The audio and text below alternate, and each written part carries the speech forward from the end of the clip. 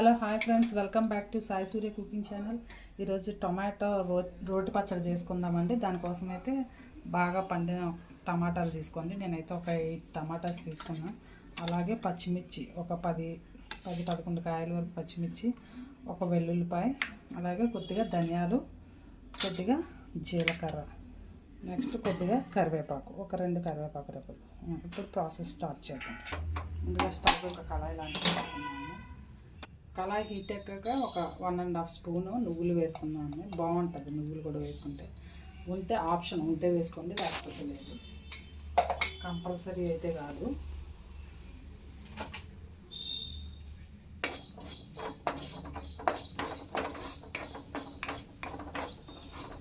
నువ్వుల ప్లేస్లో పల్లీలు కూడా వేసుకోవచ్చండి, శనగపప్పు కూడా బాగుంటుంది. అంటే లేదు అంటే దీన్ని స్కిప్ చేసేయండి, అవసరం లేదు.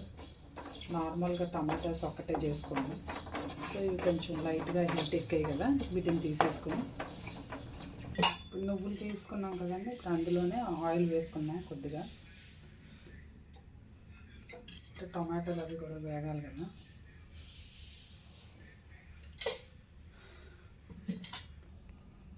ఓకేనండి, ఒక 2 చెంచాలు ధనియాలు వేసుకున్నాం.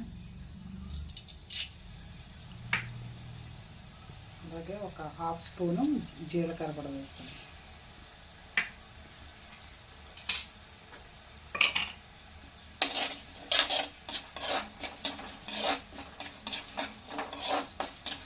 వీటిని వేయించుకొని పక్కకు తీసుకున్నాండి వేగిపోయాక. ఇప్పుడు ఇదే ఆయిల్లో అన్నీ ఫుల్గా ఉంటే తులితే కదండి, పచ్చిమిర్చి ఇలా చుంచి వేసుకోండి. ఓకేనండి, ఇలా అదే 2 ముక్కలుగా చించి వేసుకోండి. ఎందుకంటే పచ్చిమిర్చి ఫుల్గా వేస్తే పైన తుల్లుతాయి కదా, ఆయిల్ తులుతుంది. కొద్దిగా 2 రెబ్బలు కరివేపాకు కూడా వేసుకొని వేయించుకోండి. వీటిని కూడా ఇప్పుడు మనం ముందుగా వేయించుకున్నాం కదా, తీసుకున్నాం కదా జీలకర్ర నువ్వులు, ఈ ప్లేట్లో తీసుకున్నాము.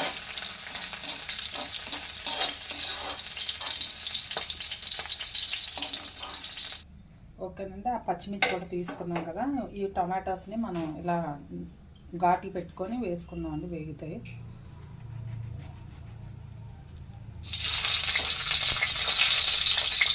ఇలా అన్నీ కూడా ఇలా ఘాట్లు పెట్టుకొని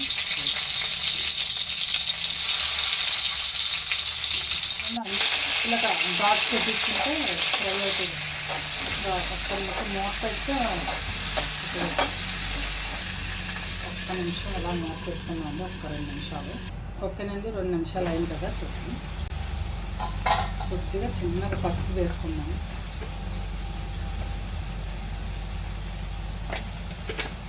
నెక్స్ట్ అలాగే ఇందులో కొంచెం సరిపోకపోతే మళ్ళీ తర్వాత చూసి వేసుకున్నాం.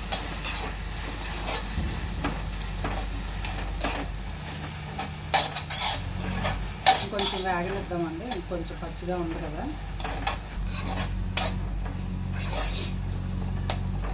ఓకేనండి, అయిపోయింది. స్టవ్ ఆఫ్ చేసుకుందాం. టమాటా మొత్తం బాగా వేగిపోయింది, కుక్ అయిపోయింది. స్టవ్ ఆఫ్ చేసి చల్లారాక మనం పచ్చడి రోట్లో వేసి రుబ్బేసుకున్నాం.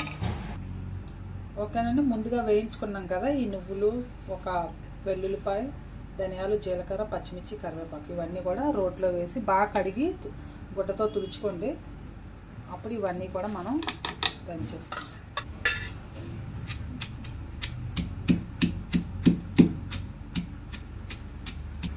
మిక్సీలో కంటే ఈ రోట్లో ఇలా దంచుకున్న రుబ్బురాయి కానీ సన్నికాయలు ఉంటుంది కదండి, దాంట్లో నూరుకున్న రుబ్బురాయిలో రుబ్బుకున్న చాలా చాలా టేస్ట్గా ఉంటుంది టమాటా పచ్చడి. టమాటా పచ్చడితో పెద్ద స్టోరీ ఉందండి. మా తాతయ్య గారికి అయితే అసలు టమాటాలు అంటేనే ఇష్టం ఉండేది కాదండి. నేనైతే ఇలాగే పచ్చడి చేసి చాలా బాగుందమ్మా అని తినేవారు. లేకపోతే ఏ కర్రీలో టమాటా వేసినా మా తాతయ్య గారు అయితే తినేవారు కాదండి. టమాటా అంటే అంత చిరాకు ఆయనకి. మనకైతే టమాటాలు అంటే బాగా పిచ్చి ప్రాణం కదండి అందరికీ. సో ఇలా పచ్చడి చేశాక మాత్రం 2-3 సార్లు తిన్నారు, చాలా బాగుందమ్మా అన్నారు.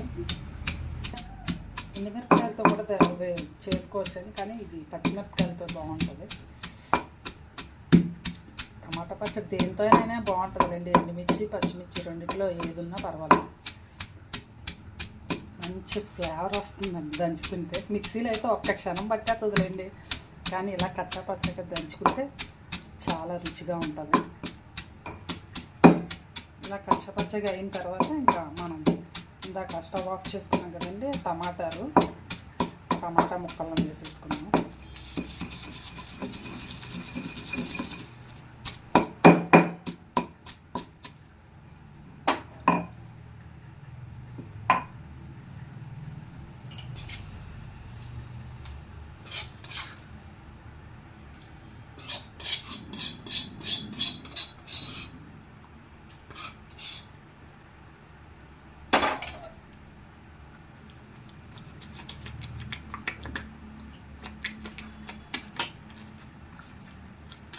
టమాటా ముక్కలు కదండి, కొంచెం స్లోగా అనాలి, లేదంటే చుట్టూరా తుల్లిపోద్ది.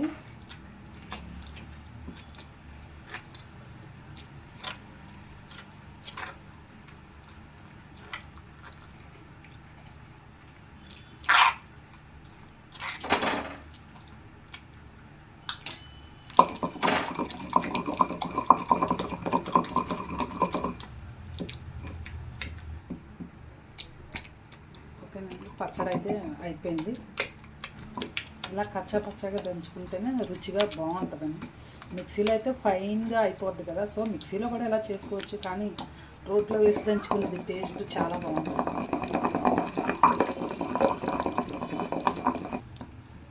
ఓకేనండి, పచ్చడి అయిపోయింది.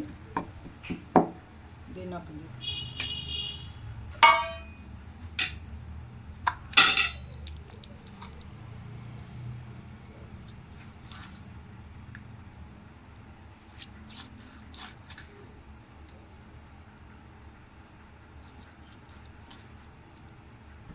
ఓకేనండి, టమాటా రోటి పచ్చడి రెడీ అయిపోయింది.